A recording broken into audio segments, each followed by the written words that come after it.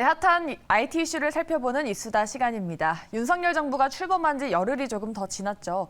이 새 정부에 대한 기대와 함께 첫 번째 디지털 공약인 플랫폼 정부에 대한 관심도 높아지고 있습니다. 이전 전자정부와 무엇이 다른지 자세히 알아보겠습니다. 오늘도 매경닷컴의 김용영 기자 나와 있습니다. 안녕하십니까? 안녕하세요. 네, 이제 새 정부가 출범한 지 열흘이 조금 지났는데 이 청와대도 개방하고 발빠르게 변화하고 있는 게 보입니다. 디지털 플랫폼 정부가 이제 첫 공약이었는데 지금 또 시작이 됐다고 하죠?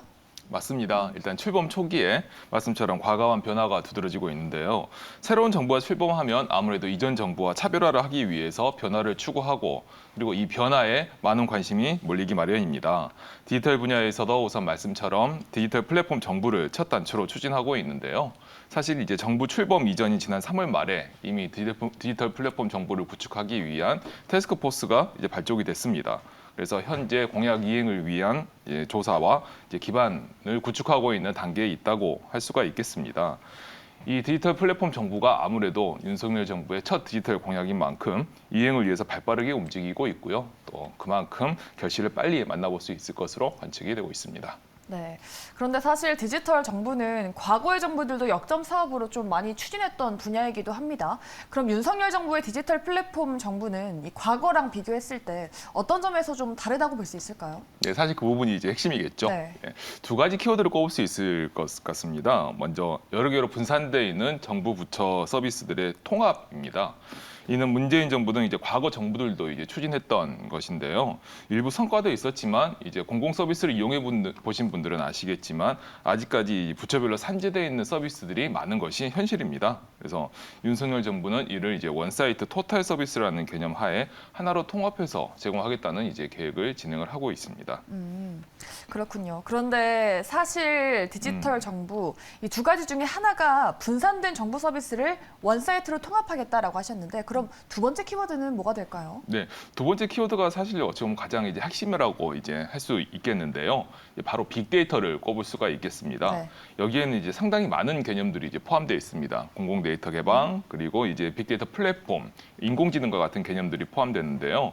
이 데이터 개방을 통해서 민간 주도의 혁신 서비스 혁신을 추진을 하고 그 이제 빅데이터 플랫폼을 통해서 이제 행정 서비스를 맞춤화하고 그리고 이제 인공지능을 통해서 서비스 고도화를 진행한다는 것이 이제 윤석열 정부의 이 디지털 플랫폼 정부의 계획이라고 할 수가 있겠습니다. 그래서 이를 통해서 명실상부한 디지털 정부 시대로 이제 진입한다는 것이 이 정부의 구상이라고 할 수 있습니다.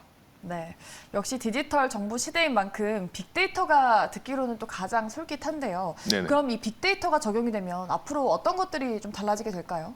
네, 사실 이제 적용된 이후에 이제 실제 이제 사용하는 사람들이 체감으로 느낄 수 있을 만큼 달라져야 그 효력이 있는 거겠죠. 예.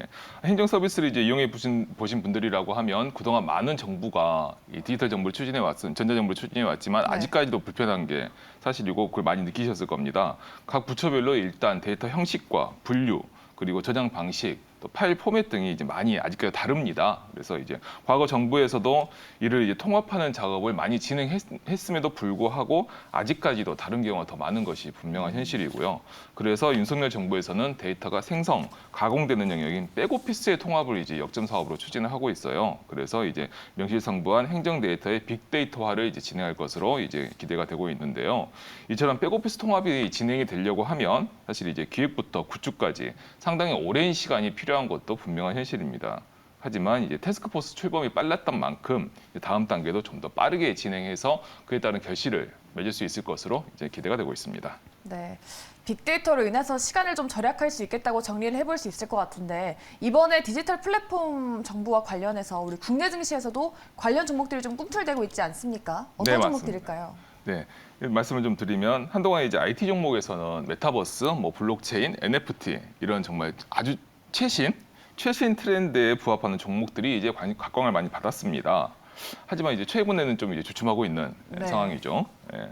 하지만 여기에 또 이제 최신은 아니지만 현재 실생활 접목과 이제 솔루션 구현이 계속 이제 한창 진행되고 있는 인공지능, 빅데이터 같은 분야가 이제 그동안 다소 소외되는 것이 이제 분명한 사실인데 이제 이 디지털 플랫폼 정부가 이제 등장하면서 아까 말씀드렸던 것처럼 이제 빅데이터의 중요성이 다시 부각되고 있습니다. 따라서 인공지능이라든지 아니면 빅데이터와 관련주들이 최근 다시 조망을 받고 있는 것으로 이제 관측이 되고 있어요.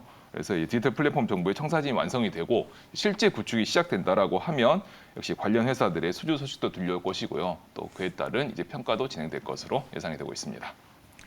네, 그동안 소외됐었던 인공지능이나 빅데이터 관련주들이 최근에 다시 주목을 받고 있다라고 하셨는데 사실 테마성으로 움직이지 않을까 하는 의문도 있는데 관련해서 유의해야 될 점도 혹시 있을까요? 네, 말씀하신 부분이 분명히 있죠. 그래서 이제 빅데이터 플랫폼 구축에 대해서 좀 더 면밀하게 살펴봐야 할 것 같은데요. 이 빅데이터 플랫폼 구축은 사실 사업 진행보다 밑작업이 훨씬 더 중요하다고 할 수가 있겠습니다.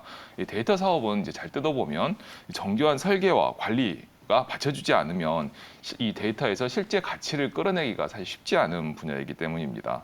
따라서 이 조급한 마음에 구축을 바로 진행하기보다는 충분한 토론과 논의를 거쳐서 아키텍처를 잘 설계하는 것이 무엇보다 중요합니다.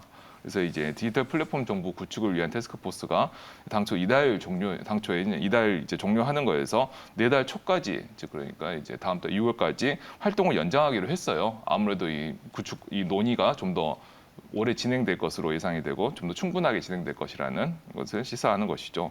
따라서 합동위원회 출범 등 이런 준비에 좀 더 만전을 기해서 그에 따른 결실을 거둬주기를 기대가 하고 있습니다. 네, 알겠습니다. 데이터가 서말이라도 잘 가공해야 보배다라는 격언 아닌 격언도 있다고 합니다. 그만큼 또 윤석열 정부의 첫 디지털 공약인 플랫폼 정부가 잘 가공된 첫 번째 보배가 되기를 바라보겠습니다. 네, 지금까지 입수도 함께 하셨고요. 매경닷컴의 김용영 기자 수고해 주셨습니다. 말씀 고맙습니다. 감사합니다.